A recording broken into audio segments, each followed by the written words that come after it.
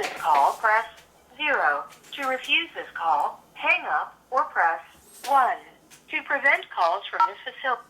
This call is from a correction facility and is subject to monitoring and recording. Thank you for using GTL. What's up with it, bruh? How you doing? What's going on? I'm all right. To the beat. Yes, sir. We got the cameras rolling. You know what I'm saying? I'm on the phone right now with Kwame Shakur, a.k.a. Lil Beans. The movement knows him as Kwame Shakur. The streets as Lil Beans. You know, we got some history together. Dating back to late 90s or what year was that? Late 2010s. Late 90s, early 2000s. Yeah. Yes, sir, brother. How you doing, man? Man, same struggle, different day. Yes, sir. Steady pushing forward, pushing the vision. Yes, sir. First of all, why don't you tell the people a little bit about the struggle you undergoing right now? Right now, they got me in the S.H.U in solitary confinement. I've been in the hole going on 4.5 years. Mainly due to the political activity and the organizing that I'm involved with around the country, as well as in the prisons.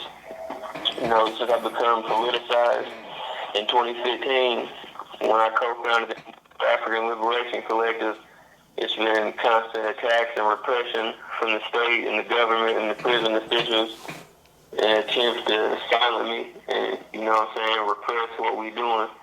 But Okay, so it's grown. not to interrupt you, bro, but you say the name of the organization is the New African Liberation Collective?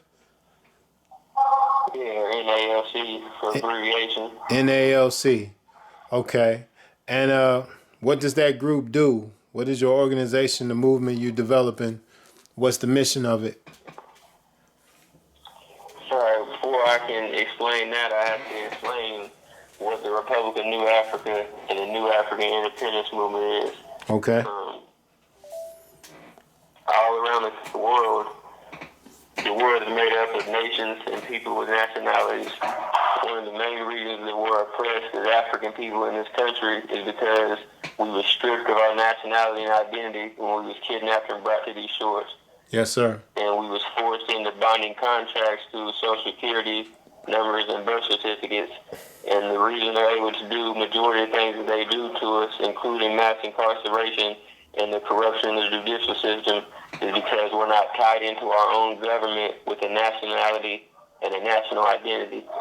Right. So overstanding this, in 1968, over 500 black nationalists met in Detroit and formed the provisional government of the Republic of New Africa, giving us our own governing body, New African Creed, New African Declaration of Independence, and a New African Constitution. So for the past 50 plus years, that government and nation has been fighting to liberate our people so that we can become a sovereign nation unto ourselves, free of the colonial oppression of the U.S. government.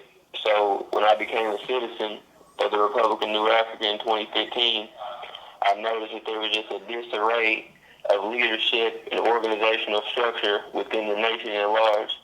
So similar to the organizing that I did in the prisons with GBN and growth and development, what I do everywhere I go is implement structure. So I formed the New African Liberation Collective Right. in order to bring a cohesive body to, you know what I'm saying, the leadership so we can have a national strategy around the nation.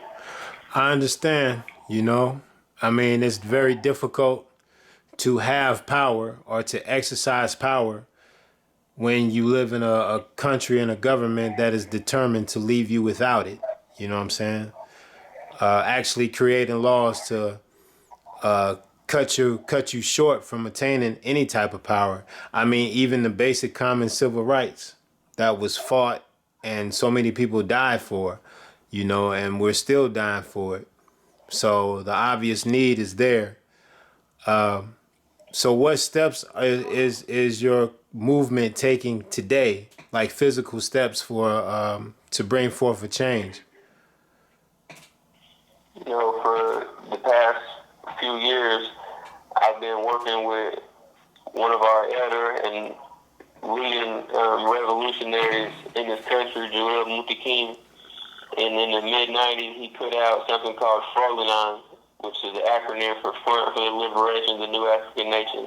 And in it, he lays out a concrete blueprint for organizations and individual leaders to form national strategies and programs for decolonization within our communities. Right. So the last 2 years in Terre Haute, I organized the New African People's Assemblies to organize the community and introduce them to our political line and the programs that we're bringing to the Terre Haute community as well as the other states where we have comrades active at.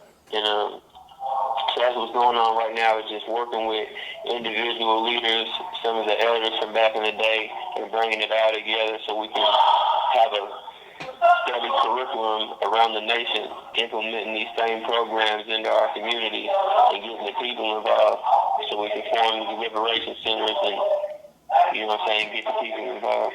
Hey man, I really gotta say, you know what I'm saying, because I've watched your growth from literally day one, because I was there Day one. when you first even got the charges that you're serving time for now. I was physically there with you. But I've noticed over the years how much you've grown and how serious you have aligned yourself with this movement and committed yourself to making sure that it continues to grow. And I just want to say, man, it's amazing all the things that I've seen you do. I've seen you reach out to all type of black political leaders, you know what I'm saying?